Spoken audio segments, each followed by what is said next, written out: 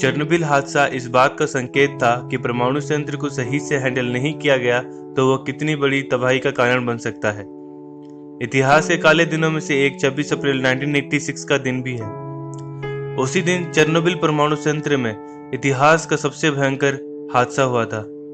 32 लोगों की तो तुरंत मौत हो गई थी और दर्जनों आदमी पहले दिन रेडिएशन की वजह से बुरी तरह जल गए थे। सोवियत संघ ने शुरू में इस घटना को छिपा लिया था, लेकिन स्वीडिश अथॉरिटीज की रिपोर्ट के बाद स्वीकार की ऐसी दुर्घटना हुई थी।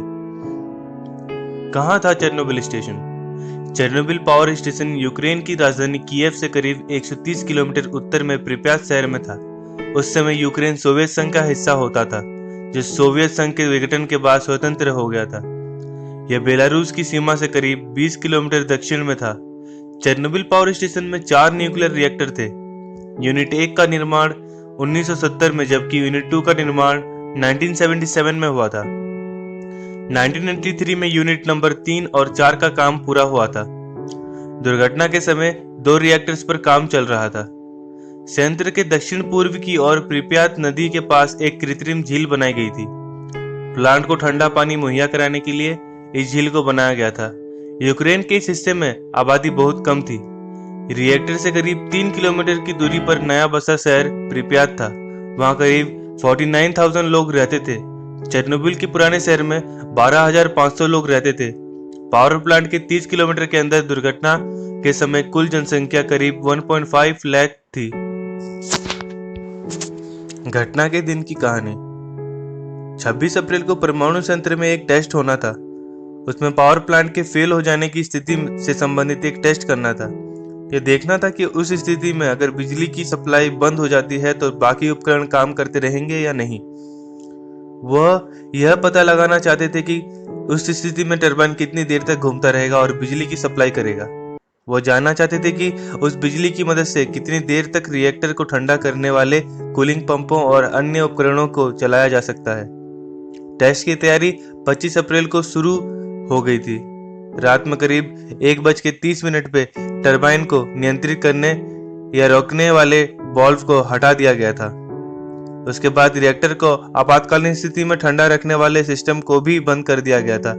रिएक्टर में एक ऑटोमेटिक स्विच लगा होता है जो किसी तरह की आपातकालीन स्थिति में रिएक्टर के अंदर नाभिकीय विखंडन की प्रक्रिया को रोक देता है।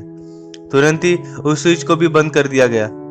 उसके बाद अचानक रिएक्टर के अंदर नाभिकीय विखंडन की लगातार चलने वाली प्रक्रिया काबू से बाहर हो गई।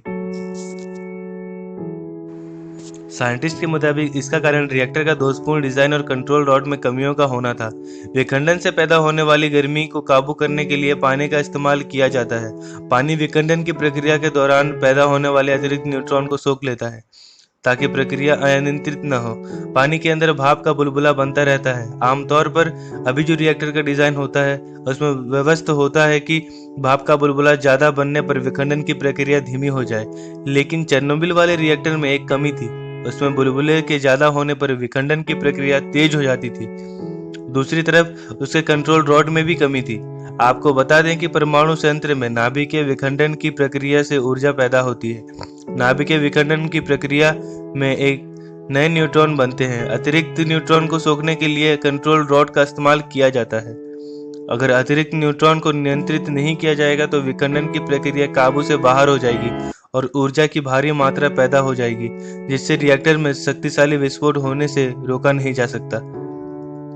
साइंटिस्ट के मुताबिक चेरनोबिल में जो रॉड इस्तेमाल किया गया उसमें भी कमी थी। दुर्घटना के बाद जांच में यह भी पता चला कि रॉड जितना इस्तेमाल होना चाहिए था उससे कम इस्तेमाल हुआ था। इससे रिएक्टर के अंदर विखंडन की प्रक्रिया काबू से बाहर हो गई। तेजी से भाप बनने लगा, जिससे रिएक्टर के अंदर दबाव बढ़ गया। इससे थोड़े ही समय के अंदर 2 शक्तिशाली विस्फोट हुआ, जिससे पूरे वातावरण में रेडिएशन पदार्थ फैल गए। विस्फोट इतना शक्तिशाली था कि रिएक्टर को ढकने वाली 1000 टन से ज्यादा की प्लेट और उसके ऊपर की छत की धज्जियां उड़ गई। रिएक्टर में इस्तेमाल होने वाली ईंधन की घड़ों के परखच्चे उड़ गए। छड़ें हवा में काफी ऊंचाई तक उछल गई, जिससे पर्यावरण में रेडिएशन पदार्थ फैल गया। शुरू में तो चेरनोबिल में 32 लोगों की मौत हुई और दर्जनों लोग रेडिएशन की वजह से बुरी तरह जल गए। फिर ये रेडिएशन यानी रेडियोधर्मी तत्व आसपास के पूरे माहौल में फैल गया।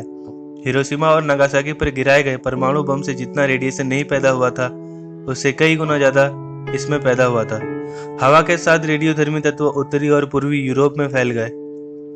इस रेडिएशन से होने वाले कैंसर से बाद में सोवियत संघ के करीब 5000 नागरिकों की मौत हो गई थी। लाखों लोगों का स्वास्थ्य बुरी तरह प्रभावित हुआ था।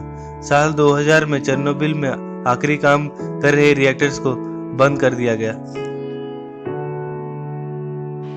27 अप्रैल को सोवियत प्रशासन ने प्रिप्यात के निवासियों को खाली कराना शुरू किया। शुरू में सोवियत संघ की ओर से इस मामले की लीपापोती की कोशिश की गई, लेकिन चूंकि रेडिएशन हवा में फैल चुका था, इसलिए उसको छिपाना मुश्किल था। रेडिएशन और राख स्वीडन के रेडिएशन मॉनिटरिंग स्टेशन तक पहुंच गया। वह चेरनोबिल से करीब 800 मील की दूरी पर था। हवा में सामान्य से 40% ज्यादा रेडिएशन पाए जाने पर स्वीडन की अथॉरिटीज चौकन्ना हो गई थी। फिर स्वीडन की ओर से तफ्तीश की गई कि यह रेडिएशन कहां से आया। जब मॉस्को सरकार से स्वीडन की ओर से पूछा गया कि कोई दुर्घटना हुई, तब जाकर सोवियत संघ ने इसे स्वीकारा।